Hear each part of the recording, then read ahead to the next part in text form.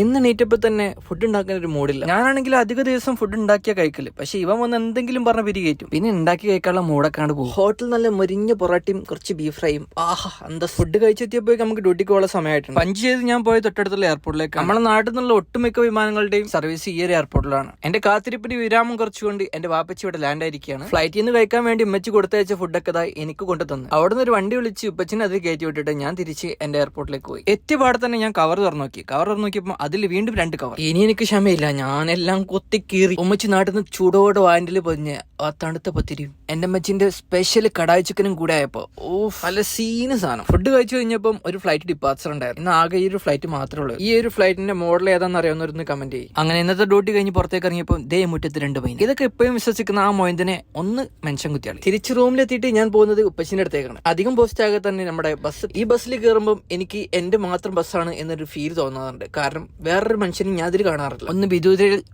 പുറത്തേക്ക് നോക്കി നിൽക്കുന്ന എന്റെ ആർട്ടിഫിഷ്യൽ നോട്ടം. 1 മണിക്കൂർ യാത്രയ്ക്ക് ശേഷം നമ്മള് ലക്ഷ്യസ്ഥാനത്ത് എത്തിയിട്ടുണ്ട്. എത്തിയപ്പാടെ തന്നെ കുളിച്ചു മാറ്റി നേരെ പള്ളിയിലേക്ക്. ഈ പള്ളിയിൽ എത്തിക്കഴിഞ്ഞാൽ ചെരുപ്പ് വെക്കുക എന്നുള്ളതാണ് ഏറ്റവും വലിയ ടാസ്ക്. പിന്നെ നിർത്തിയിട്ട കാറുകളുടെ അടിഭാഗം ചെരുപ്പ് സ്റ്റാൻഡായിട്ട് മാറുന്ന ഒരു കൗതുകരമായിട്ടുള്ള ഒരു കാഴ്ച ഞാൻ ഇവിടെ എത്തിയതിന് ശേഷം കാണുന്നത്. തിരിച്ച് ഇപ്പച്ചിന്റെ റൂമിലെത്തി ഫുഡ് കഴിച്ചു. ഇതൊക്കെ ഇപ്പച്ചിന്റെ റോക്കിംഗ് ബഡീസ് ആണ്. ചെറുതായിട്ടൊന്ന് മയങ്ങി എണീറ്റ് ഒന്ന് പുറത്തേക്ക് ഇറങ്ങി. ഷറഫിയുടെ ഒരറ്റത്തുനിന്ന് അങ്ങേ അറ്റം വരെ ഒന്ന് നടന്നാൽ മതി, നമുക്ക് നാട്ടിലെത്തിയ ഒരു ഫീൽ കിട്ടും. ഉപ്പച്ചി നാട്ടിൽ നിന്ന് കൊണ്ടുവന്ന കുറച്ച് സാധനങ്ങൾ എടുത്തിട്ട് ഞാൻ നേരെ തിരിച്ച് എന്റെ റൂമിലേക്ക് പോകുന്നു. ഇതിലുള്ള പകുതി സാധനം ഈ ഓപ്പൺ ചെയ്യുന്ന കട്ടപ്പന്റെയാണ്. ഒരു ബേക്കറിന് തുടങ്ങാനുള്ള സാധനങ്ങളുണ്ട്. എന്നാൽ ഇന്ന് ഇത്രേ ഉള്ളൂ. ബാക്കി നമുക്ക് ഫോളോ ചെയ്താൽ അടുത്ത വീഡിയോയിൽ കാണാം. Okay, by.